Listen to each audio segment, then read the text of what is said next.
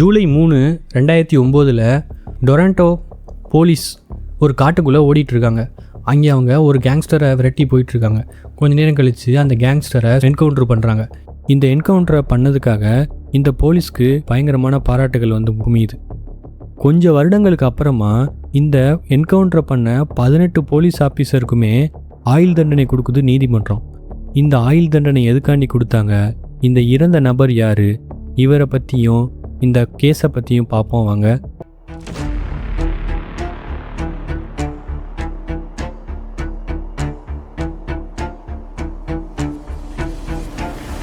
ஜூலை 3, 2019 மாலை 5 மணி போல் காசியாமாபாத்தில் இருக்கக்கூடிய ரவீந்தர் அப்படிங்கிறவர் ஒரு நியூஸ் சேனல் பார்த்துட்ருக்காரு. அந்த நியூஸ் சேனலில் டொராண்டோ போலீஸ் ஒரு கொடூரமான தீவிரவாதியை சுட்டு கொண்டுட்டதா பேட்டி கொடுத்துக்கிட்டு இருக்காங்க. அப்பையில் அந்த தீவிரவாதியோட ஃபோட்டோவும் டிவியில் ஃப்ளாஷ் ஆகுது. அதை பார்த்தோன்னே ரவீந்தருக்கு தூக்கி வாரி போடுது. ஏன்னா அந்த ஃபோட்டோவில் இருக்கிறது ரவீந்தரோட பையனான ரன்வீர் சிங். 2 நாளைக்கு முன்னாடி வீட்டில் இருந்து கிளம்பி டொராண்டோவுக்கு போனால் இவர் பையன் இப்போ என்கவுண்டர் பண்ணி கிடக்கிறார் இப்படிங்கிற நியூஸ் மாதிரி வந்திருக்கு. ஸோ இது ஒரு என்ன நம்பாமல் இருக்கார் ஃபஸ்ட்டு. ஸோ ஏதாவது ஒரு ஃபோட்டோ ஏதாவது தப்பாக போட்டிருப்பாங்க அப்படிங்கிற மாதிரி யோசிக்கிறாரு. அதுக்கடுத்து இங்கேருந்து கிளம்பி 5 மணி நேரம் பயணம் பண்ணி பஸ்ஸில் இவர் டொராண்டோவுக்கு போகிறாரு. டொராண்டோவுக்கு போன ரவீந்தர் அங்கே இருக்கவங்ககிட்ட விசாரிக்கிறாரு. விசாரித்து பார்த்ததில் இந்த என்கவுண்டர் செய்யப்பட்ட கேங்ஸ்டர் ஒரு ஆஸ்பத்திரியில் வச்சுருக்காங்க அப்படிங்கிற மாதிரி சொல்கிறார். ஸோ அதுக்கடுத்து வேகமாக அந்த ஆஸ்பத்திரிக்கு போயிட்டு அந்த பாடியை வாங்கி செக் பண்ணுறார். பாடியை வாங்கி செக் பண்ணோன்னு தான் தெரியுது இறந்து கிடக்கிறது இவரோட பையனான ரன்வீர் சிங் தான் அப்படிங்கிறது.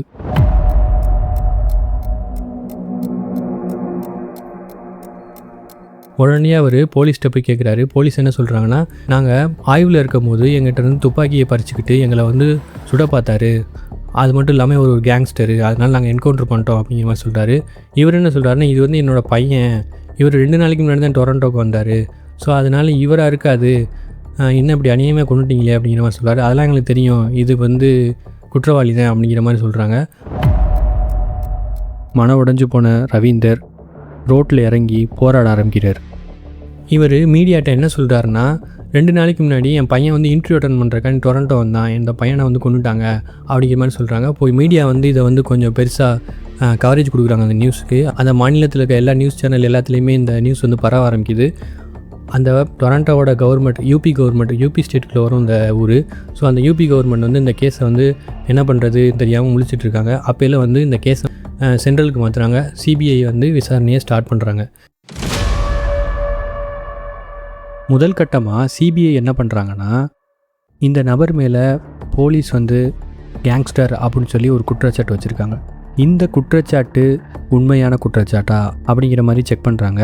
அதுக்காட்டி இவங்க அவரோட சொந்த ஊருக்கு போயிட்டு அங்கே இருக்கக்கூடிய இவரோட ஃப்ரெண்ட் சர்க்கிள்ஸு, இவரோட last 30 days mobile history details, மொபைலில் யார் யார் கால் பண்ணியிருக்காரு, எங்கெங்கே போயிருக்காரு வந்திருக்காரு அப்படிங்கிறதெல்லாம் எல்லாமே செக் பண்ணி பார்க்குறாங்க தரவா. இவர் MBA படித்து முடித்த ஒரு கிராஜுவேட்.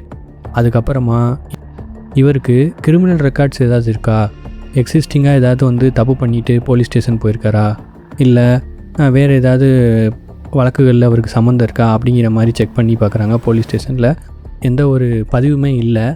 அதனால் இவர் ஒரு இன்னசென்ட் தான் அப்படிங்கிற மாதிரி முடிவு பண்ணுறாங்க. இவர் எதுக்காண்டி அப்போ டொராண்டோவுக்கு வந்தார் அப்படின்னு பார்த்தோம்னா, இவர் MBA படித்து முடிச்சிட்டாரு. இப்போ இவர் வேலைக்கு போய் ஆகணும். அதனால் இவர் ஃப்ரெண்டு ஒருத்தர் மூலமாக ஒரு கம்பெனியில் இன்டர்வியூக்கு ஷெடியூல் பண்ணியிருக்காங்க. அந்த இன்டர்வியூ அட்டன் பண்ணுறதுக்காண்டி தான் இவர் டொராண்டோவுக்கு வந்திருக்காரு அப்படிங்கிறதையும் சிபிஐ கண்டுபிடிக்கிறாங்க. அதுக்கப்புறமா இவர் சம்பவம் நடந்த அன்னைக்கு மதியம் ஒரு 12 மணி போல் அவங்க வீட்டில் இருக்கவங்களுக்கு கால் பண்ணி, நான் இந்த மாதிரி இன்டர்வியூவில் பாஸ் பண்ணிட்டேன் அப்படிங்கிற விஷயத்த சொல்லியிருக்காரு. அதுக்கப்புறமா தான் ஒரு 5 மணி போல் இவரை தீவிரவாதின்னு சொல்லி என்கவுண்டர் பண்ணியிருக்காங்க. போலீஸோட மருத்துவ ரிப்போர்ட் என்ன சொல்லுதுன்னா, அட்டாக்சி ரிப்போர்ட் இவருக்கு எலும்பு முறிவுகள் ஏற்பட்டிருக்கு, 22 இடத்துல எலும்பு முறிவுகள் ஏற்பட்டிருக்கு அப்படிங்கிறத சொல்கிறாங்க. அதாவது இறக்குறதுக்கு முன்னாடி எலும்பு முறிவுகள் ஏற்பட்டிருக்கு அப்படிங்கிறத சொல்கிறாங்க. அது மட்டும் இல்லாமல் இவரை 28 குண்டுகளால் போலீஸ் ஷூட் பண்ணியிருக்காங்க. 5 குண்டுகள் நெஞ்சிலே பாஞ்சிருக்கு. 17 குண்டுகள் ஷார்ட் ரேஞ்சிலே சுட்டிருக்காங்க. 11 குண்டுகள் லாங்கிலேருந்து சுட்டிருக்காங்க. மொத்தம் 28 குண்டுகள் பாஞ்சிருக்கு.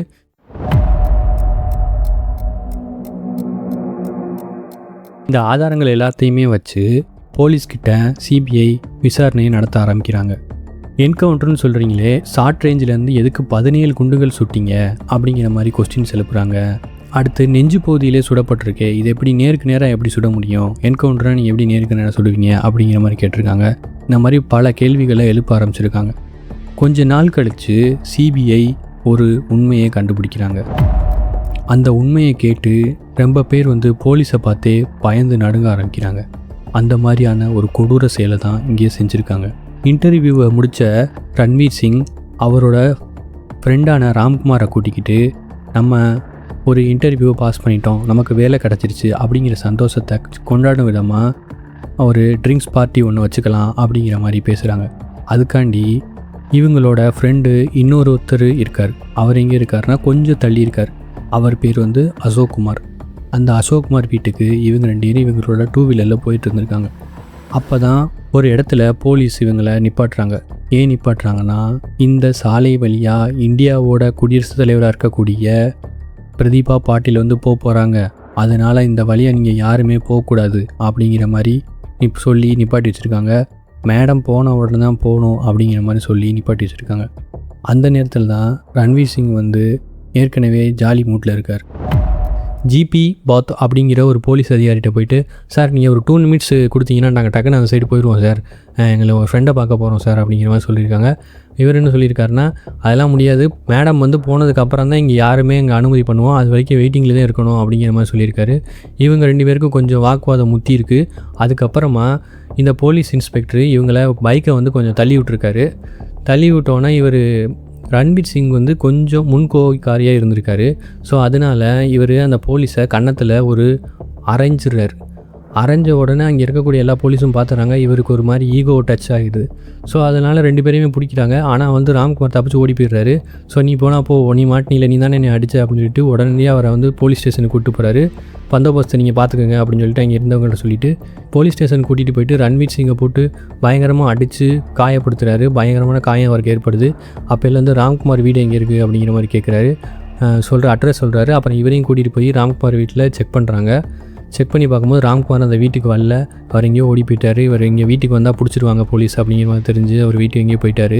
அதுக்கப்புறமா இவர் திருப்பியும் ரன்வீர் சிங்கை லாக்கப்பு கூட்டிகிட்டு போய் அடிச்சிருக்காரு. லாக்கப்லேயே இவர் மரணம் அடைந்த நிலைமைக்கு போயிட்டார், அன்கான்ஷியஸ் ஸ்டேஜுக்கு போயிட்டார். அதுக்கப்புறமா போலீஸ் கொஞ்சம் ஒரு மீட்டிங் போடுறாங்க. இந்த மாதிரி ஆயிடுச்சு, என்ன பண்ணுறது அப்படிங்கிற மாதிரி பார்க்கும்போது, சரி நம்ம ஒரு என்கவுண்டர் மாதிரி பண்ணிடலாம் அப்படிங்கிற மாதிரி ஒரு முடிவு எடுக்கிறாங்க. அதுக்கப்புறமா இவங்க போலீஸ் எல்லாம் சேர்ந்து ஒரு என்கவுண்டர் பிளான் ஒன்று பண்ணுறாங்க. அப்போல கண்ட்ரோல் ரூமுக்கு கால் பண்ணி, இந்த மாதிரி எங்கள்கிட்ட ஒருத்தர் கண்ணை வாங்கிட்டு போயிட்டார், நாங்கள் அவரை துரத்தி போயிட்டுருக்கோம் அப்படிங்கிற மாதிரி ஒரு ரெக்கார்டை க்ரியேட் பண்ணுறாங்க. அதுக்கப்புறமா கொஞ்சம் கழிச்சு கால் பண்ணி, அவர் எங்களுக்கு பதில் தாக்குதல் பண்ணார் அப்படிங்கிற மாதிரி ஒரு ரெக்கார்டு க்ரியேட் பண்ணுறாங்க. அதுக்கப்புறம் கொஞ்சம் நேரம் கழிச்சு நாங்கள் அவரை சுட்டுட்டோம் அப்படிங்கிற மாதிரி சொல்கிறாங்க. சுட்டுட்டு அந்த இடத்துல ஒரு ஃபோட்டோவும் எடுத்திருக்காங்க இவங்க எல்லோரும் சேர்ந்து, இந்த 18 பேரும் சேர்ந்து. இந்த என்கவுண்டரை முடித்த கையோட போலீஸ் என்ன செஞ்சுருக்காங்கன்னா, ஒரு ப்ரெஸ் மீட்டை ரெடி பண்ணியிருக்காங்க. அந்த ப்ரெஸ் மீட்டில் இவங்களுக்கு கொஞ்சம் கூட பரிச்சயமே இல்லாத இந்த ரன்வீர் சிங்கு துப்பாக்கி வச்சுருந்தார், கேங்ஸ்டரு, எங்கள் துப்பாக்கி பறித்து எங்களை சுட முயற்சித்தார், அப்படி இப்படின்னு பல கதைகளை சொல்லி மீடியா கிட்ட நல்ல பேரையும் மக்கள்கிட்ட நல்ல பேரையும் வாங்கிக்கிறாங்க. அதுக்கப்புறம் தான் ரன்வீர் சிங்கோட தந்தை இந்த கொடூர சம்பவத்தை உலகுக்கு வெளிக்காட்டியிருக்காரு.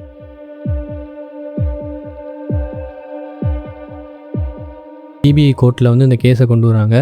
2009 அந்த சம்பவம் நடந்துச்சு. 2014 இவங்க 18 பேருக்கும் சிபிஐ நீதிமன்றம் ஆயுள் தண்டனை கொடுத்துருக்கு. அதுக்கப்புறமா இவங்க மேல்முறையீடு பண்ணியிருக்காங்க அந்த கேஸை. அங்கே போனதுக்கப்புறம் இந்த கேஸில் 10 பேருக்கு இதில் சம்மந்தம் கிடையாது அப்படின்னு சொல்லி 10 பேரை விடுதலை பண்ணிட்டாங்க.